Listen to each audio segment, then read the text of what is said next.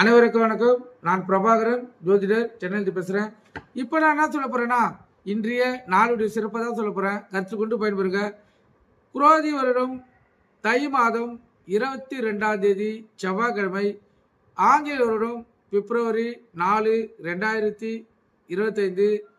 இன்று சப்தமி, ரத சப்தமி கருத்தில் கொள்ளணும். சமநோக்கு நாள். நட்சத்திரம் இன்று அதிகாலை 2:30 வரை ரேவதி, பின்பு அஸ்வினி. திதி இன்று காலை 7:54 வரை சஷ்டி, பின்பு சஷ்டமி. யோகம் இன்று முழுவதும் சித்த யோகம். சந்திராஷ்டம் நட்சத்திரம் உத்திரம், அஸ்தம். ராசி பார்த்தீங்கன்னா கன்னி.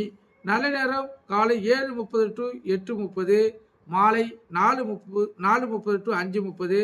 கௌரி நல்ல நேரம் காலை 10:30 to 11:30, மாலை 7:30 to 8:30.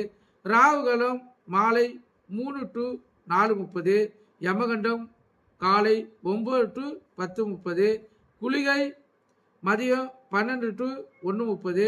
சூலம் இந்த வடக்கே கருத்தில் கொள்ளுங்க. ராகுகாலம் மாலை 3 to 4:30.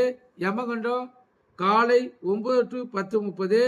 குளிகை மதியம் 12 to 1:30. சூலம் வடக்கே. சூலம்னா தீபம் ஏற்றுறது, விளக்கு ஏற்றுறது கருத்தில் கொள்ளுங்க. அதே போல் இந்த குளிகை டைம் மதியம் 12 to 1:30 எந்த நல்ல காரியமும் செய்யக்கூடாது, எந்த கெட்ட காரியமும் செய்யக்கூடாது. குளிகை அது வேலையை காட்டும். குளிகை தான் மாந்தி தான் குளிகை கருத்தில் கொள்ளுங்க. அதே போல் இந்த சந்திராசி இருக்கிற ராசி கன்னி ராசி, அவங்க கவனமாக இருக்கணும். அதே போல் மிக மிக கவனம் கன்னி லக்கணத்தை தான் இந்த சந்திராசம் அதிகமாக பாதிக்குது. இது நடைமுறையில் பொருந்துது கருத்தில் கொள்ளுங்க.